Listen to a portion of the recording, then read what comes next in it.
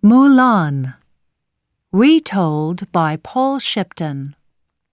Penguin Kids, Level 6. Text copyright Pearson Education Limited, 2012. Recording copyright Pearson Education Limited, 2012. Not to be publicly performed, resold, hired, copied, or re-recorded without written permission from the publishers. Copyright 2012, Disney. All rights reserved. Unauthorized copying, reproduction, hiring, lending, public performance, and broadcasting prohibited. Centuries ago, in China, there was a young woman. Her name was Mulan, and she lived with her parents and grandmother. Mulan loved her family, and she wanted to bring honor to them. But at that time there was only one way for a young woman to do that. She had to marry a good husband. A wife must be quiet, polite, and pleasant at all times, Mulan said sadly to herself. But that isn't me. I can never be a perfect wife or a perfect daughter. Mulan's father Fa Zhu joined her in the garden. He did not like his daughter to be unhappy. He did not want her to worry about the future. "Look at the flowers," Fa Zhu said to her. He waved an arm at the pink flowers all around them. Then he pointed to one little flower. "That one has not opened yet, but it will be the loveliest flower of all." Mulan smiled. Her father was talking about her. Suddenly, there was a noise from the village, the sound of horses. "What's happening?" asked Mulan. Someone came to the village with bad news. His name was Chi Fu, and he worked for the Emperor of China. "The Huns have attacked China," Chi Fu said. "The Emperor has ordered one man from every family to fight in his army." When Chi Fu began to read the names of different families, Mulan watched from behind a wall. At last, Chi Fu said the words that Mulan was afraid to hear: the Fa family. Mulan's father was the only man in the Fa family. He went to receive his orders. "I am ready to fight," he said. Mulan could not listen any longer. She ran out and cried, "No, Father, you can't go." She looked up at Chi Fu on his horse. "My father fought bravely in the Emperor's army years ago.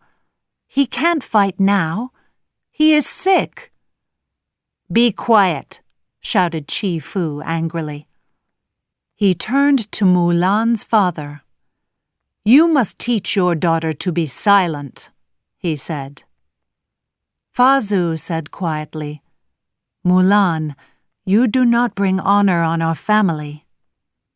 He took his orders and walked back to his house without another word. "Be at the army camp tomorrow," Chi Fu shouted after him. At dinner that night, the family ate silently and listened to the storm outside. At last, Mulan said, "Father, you can't go and fight in the army." Fa Zhu spoke slowly. "It is an honor to fight for my country and my family." "So you will die for honor?" Mulan asked. "I will do what is right," said Fa Zhu angrily. Mulan turned and ran from the house. She sat under the great stone dragon outside and cried in the rain. Her father was too old and too sick to fight, but he was too proud to tell anyone. How could Mulan stop Fa Zhu? Suddenly, she had an idea. She ran quickly to the room where her father kept his sword and armor. She took down the sharp sword and cut off her long, dark hair. Then she put on her father's armor. With her short hair and her father's armor, Mulan looked just like a young soldier. She could join the army, and her father could stay at home. She put Fa Zhu's orders in her pocket and went outside to wake her horse. Mulan looked at her family home for the last time, and then she rode into the night. It was still dark when Mulan's grandmother woke up. "Mulan!" she cried. "Mulan has gone!" Mulan's parents jumped up. They could not find their daughter anywhere. Fa Zhu ran to the armor room. His sword and armor were not there. When he saw this, Fa Zhu understood. "She has gone to join the army," he said. "You must go after her," Mulan's mother cried. "She might die." "If I go after her, she will die," said Fa Zhu. "The army will kill her."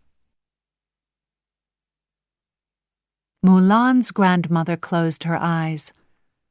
"Ancestors, please hear me," she said quietly. "Keep Mulan safe."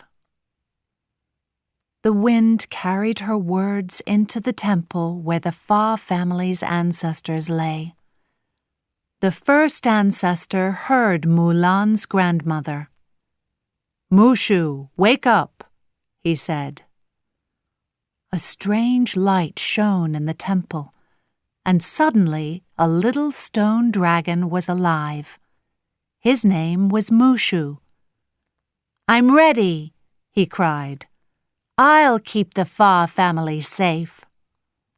"That isn't your job," said the first ancestor. "Your job is to wake up the other ancestors." "Okay," said Mushu unhappily. "I'll wake them up." Soon all the ancestors were awake. "We must send someone to keep Mulan safe," said one ancestor. "Okay, I'll go," cried Mushu. The ancestors laughed. "We must send a real dragon, not you," said the first ancestor. "Go and wake up the great stone dragon." Mushu went into the garden where the stone dragon sat. "Wake up!" Mushu shouted. But the big stone dragon did not wake up. It did not become alive. It just fell into 1,000 little pieces. "What am I going to do now?" asked Mushu. Then he had an idea. "I'll do the job. I'll go and keep Mulan safe." Far from home, Mulan was practicing being a man before she went into the army camp. "Remember," she told herself, "men and women don't talk and act in the same way." Suddenly, a dark shape moved behind the fire. "I am here to help you," cried a loud voice. "Who are you?" asked Mulan nervously. "I am the greatest, the strongest." He walked out from behind a rock. "I am Mushu." Mulan looked down at this strange little animal. "What are you?" "A dragon," cried Mushu. "Your ancestors sent me to help you." When Mulan walked into the camp, Mushu hid inside her jacket. "Remember, you must be a man now," the little dragon said. Mulan looked carefully at one of the other new soldiers. "What are you looking at?" said the man. "Hit him," Mushu said quietly. "That's how men say hello." So Mulan hit the soldier. He tried to hit back, but he missed Mulan. He hit a different soldier. That was just the start. Soon a lot of the soldiers were fighting until— "Stop!" shouted a deep voice. It was Captain Shang. "Who started this trouble?" Shang asked. All of the new soldiers pointed at Mulan. I'm sorry," said Mulan in her deepest man voice. "What's your name, soldier?" asked Shang. Mulan thought quickly. She could not give her real name. "I'm Ping." Shang turned to the other soldiers. "You must all clean this camp from top to bottom. You can thank your new friend Ping for this job," he said. The other soldiers looked angrily at Mulan. "Tomorrow you will begin the hard work," Shang continued. "You're going to become real soldiers." Early the next morning, the new soldiers stood before Shang. He shot an arrow into the top of a tall pole. He pointed at one soldier and said, "Yao, get that arrow." Yao went to the bottom of the pole, but Shang shouted, "Wait! You must carry these with you." He gave 2 heavy round weights to Yao. It was impossible for Yao to climb the pole. Another soldier tried, then another. No one could climb and get the arrow. "When one of you reaches the arrow, you will all be ready to fight in the army," Shang said. "A good soldier must be a real man," Shang explained. "He must be strong and fast. He must be brave." He looked at all of the new soldiers around him. "We've got a lot of work to do." Shang taught the soldiers to fight with long sticks and with their hands. He taught them to shoot arrows and use the army's cannons. At first, Mulan and the others could not do anything. Mulan was not as strong as some of the others, but she worked hard. Slowly, all the new soldiers became better and better. They were becoming real soldiers. One night, Mulan looked up at the arrow at the top of the pole. She had an idea. With the 2 heavy weights around her wrists, she began to climb. She used the weights to stop herself from falling back down. It was slow, difficult work. Mulan's arms hurt, her legs hurt, but she refused to stop. When the other soldiers came out of their tents in the morning, she was still climbing. "Look at Ping!" somebody shouted. At last, Mulan reached the top and threw the arrow to the ground. The soldiers were ready. Before they left the camp, Mulan decided to swim in the lake. She was in the water when suddenly 3 of the other soldiers, Yao, Qianpo, and Ling, jumped into the water too. They wanted to be friends with Ping now. Mulan was nervous the soldiers might find out her secret. Mushu saw them too and swam toward them. "A snake!" cried Ling when he saw the little red dragon. The 3 men began to shout and hit the water. Quickly, Mulan got out of the water and into her clothes. She was Ping again. Far from the camp, Shan Yu and his army of Huns were near the mountains. Shan Yu pointed. "The quickest way to the emperor is through those mountains," he said. "But the Chinese army is waiting for us at a village there." "We can take a different path," said one of his men. "We can go around the mountains." Shan Yu smiled. "I don't want to take a different path. We're going to go into those mountains, and we're going to give the Chinese army a surprise. And then nothing can stop us. The emperor's city is ours." The next day, the new soldiers were ready to leave their camp.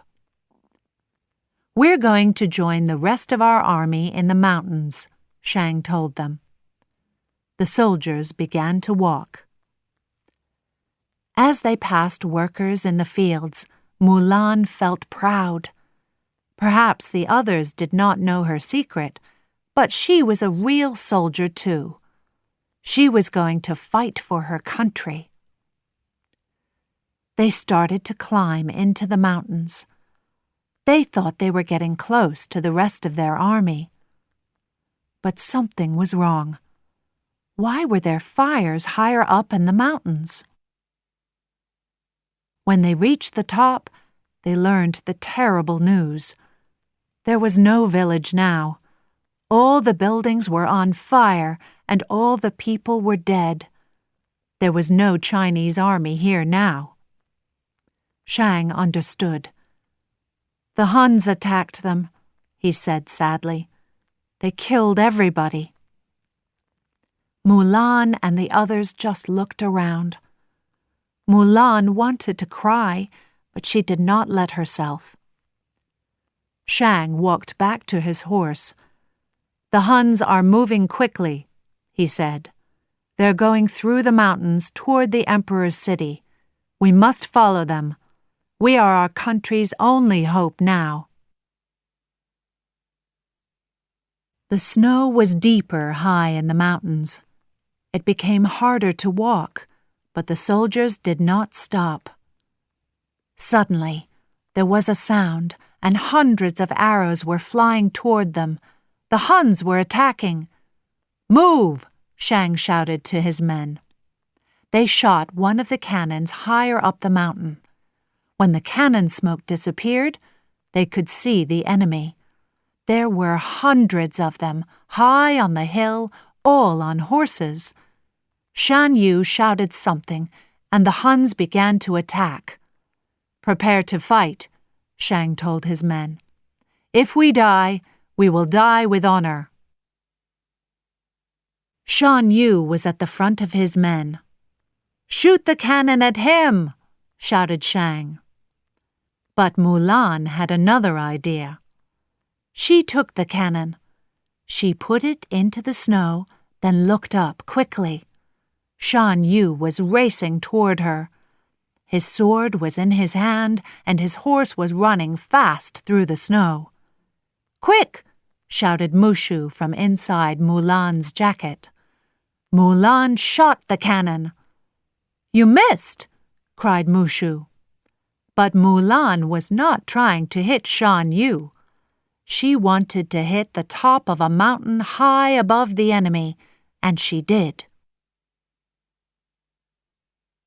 The snow from the high mountain began to fall. It was an avalanche, and it was impossible for the Huns to escape it. A great wave of snow moved down and covered them all. But the avalanche did not stop there. It continued down the mountain toward the Chinese soldiers, too. Mulan could not run faster than an avalanche, but her horse could. She jumped onto its back and rode down the hill. Shang was still in the avalanche's path, but Mulan shouted to him, "Take my hand!" Together they rode safely out of the avalanche's path. After the avalanche, Shang said, "Ping, you saved my life." "Ping is the king of the mountains," shouted the other soldiers. "He saved us all." But Mulan did not say anything. There was a terrible pain in her stomach. "Ping, what's wrong?" Shang asked. Mulan moved her hand from her stomach. Her fingers were red. She knew why. When she shot the cannon, Shan Yu hit her with his sword. She fell to her knees in the snow. "Quick!" shouted Shang. "Get help!" Those were the last words that Mulan heard before her eyes closed. Shang and the other soldiers waited nervously outside the little tent. Was their friend going to be okay? At last, the doctor came out. He spoke quietly to Shang. Shang's eyes opened in surprise, and he ran into the tent. Inside, Mulan was on a bed, and there was a blanket around her. It was true. She was a girl. "I can explain," she began. But Chi Fu was at the entrance of the tent, too. He was very angry when he saw Mulan. He pulled her out of the tent. "A woman!" he cried. Chi Fu threw her down and shouted, "Snake!" "My name is Mulan," she cried. "I did this for my father." Chi Fu refused to listen. He pushed a sword into Shang's hand. "You must save the honor of the Emperor's army," he said. "You must kill her." Shang walked toward Mulan with the sword in his hand. He looked at her for a long time. Then he threw the sword into the snow in front of her. "A life for a life," he said. Then he turned and left. His men followed him. Mulan was left alone in the snow. "Maybe I wasn't only trying to help my father when I joined the army," Mulan said to Mushu. "Maybe I did it for myself, too. I wanted to look in the mirror and feel proud." Suddenly, there was a sound from a lower part of the mountain. Someone was shouting angrily. Quickly, Mulan hid behind a rock and looked. Shan Yu was still alive. A few of his men were climbing out of the snow, too. The Huns stood on the mountain and looked down at the Emperor's city far below them. Mulan understood. Shan Yu still wanted to attack the Emperor. Mulan rode to the Emperor's city. When she arrived, the streets were full of people. They were all shouting for Shang and his men. Later, there was going to be a fireworks show. But the soldiers did not seem happy. In their opinion, they did not win against the Huns in the mountains. Ping did. Suddenly, Mulan was next to them. "Shang!" she cried. "The Huns are still alive. They're in the city." But Shang did not listen. "Go home, Mulan," he said. "You listened to Ping," said Mulan. "Why is Mulan different?" Shang just rode away without a word. Mulan ran toward the palace. She tried to tell people about the Huns, but no one listened. "It's because you are a girl," explained Mushu. In front of the palace, the Emperor was speaking to Shang now. "China can sleep safely because Shan Yu is dead," he said. But the Emperor was wrong. Suddenly, Shan Yu's men jumped out of the paper dragon behind Shang. With swords in their hands, the Huns pushed Shang to the floor. They pulled the Emperor inside the palace and closed the palace doors behind them. Inside, Shan Yu waited for his men to bring the emperor to him. Shang and his men tried to open the palace doors with a big stone dragon, but it was impossible. The doors were too big and strong. Behind them, someone shouted, "I have an idea!" It was Mulan. Without a word, her old friends followed her. "Put these clothes on," she cried. She threw some women's clothes to them. Now they were not soldiers in the Chinese army. They were women of the emperor's palace. "We have to climb to the top of the palace," said Mulan. "Follow me." They used their belts to climb up the palace's big stone columns. Outside the emperor's room at the top of the palace, 2 Huns were guarding the doors. Suddenly, 3 women walked around the corner. "Palace women," said one of the Huns with a big smile. He waved to the 3 ladies. "Ugly palace women," said the other Hun. The palace women were really Yao, Qianpo, and Ling. When they were close enough, they pulled out their swords and started to fight the Huns. Mulan joined her friends and fought too. "Shang, get the emperor!" she cried. Shang ran past the guards toward the doors to the emperor's room. Inside, the emperor was standing before Shan Yu. "Your walls and armies have fallen," the Hun said. "Now you must fall to your knees, old man." The emperor did not move. Suddenly, the doors opened and Shang was there with his sword. He and Shan Yu began to fight. Mulan and the others ran into the room. "Get the emperor!" cried Mulan. Outside the window, there was a long rope down to the ground. "Use this scarf on the rope," Mulan told Qianpo. "Take the emperor down safely." The other soldiers followed Qianpo. Shang and Shan Yu were still fighting. Shang fought bravely, but the Hun was stronger than any man alive. He stood over Shang. "I'll kill you," he shouted angrily. "You took the emperor away from me." "No, he didn't," shouted a young woman from the other side of the room. "I did." At first, Shan Yu did not understand. What was this woman talking about? But then she pulled back her hair and he realized. "You're the soldier from the mountains," shouted Shan Yu angrily.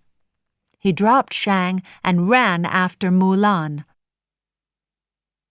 She climbed out of the window and on to the palace roof. Shan Yu followed her. "You have no more ideas," he said. "Not true," answered Mulan. Then she shouted, "Now, Mushu!" Mushu shot the biggest rocket of all the palace fireworks at Shan Yu. It hit the Hun in the chest and carried him toward a tall building with all of the other fireworks. Boom! The fireworks exploded across the sky in 1,000 colors. It was the end of Shan Yu.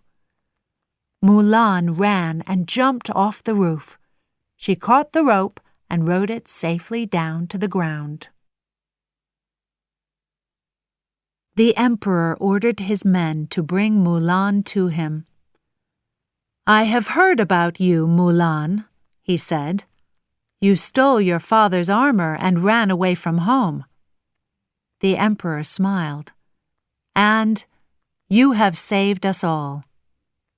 He put his head down in honor of the woman who saved China. Chi Fu, Shang, and Mulan's old army friends fell to their knees in honor of her. The crowd in front of the palace did the same. "Stay and work here at the palace," the emperor said. "Thank you," said Mulan, "but I would like to go home." When Mulan arrived home, her father was in the garden.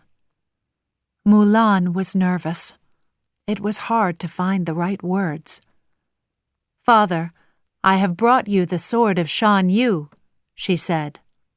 She fell to her knees and held the sword out to her father.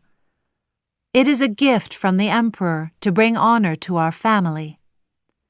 Gifts and honor were not important to Fa Zhu any longer. There was only one important thing. His daughter was safely home at last. He took Mulan in his arms. "You are the greatest gift of all," he told her. Mushu was happy to be home too. Now the family ancestors in the temple could not laugh at him. He and the first ancestor looked out of the temple window. "Look!" cried Mushu. "Shang is here." It was true. Shang was walking into the garden. "You forgot your armor," he said nervously to Mulan. He was not really here to bring her armor. The real reason was clear. He could not forget Mulan. She was brave and smart and kind. To Shang, she was perfect. Mulan smiled happily.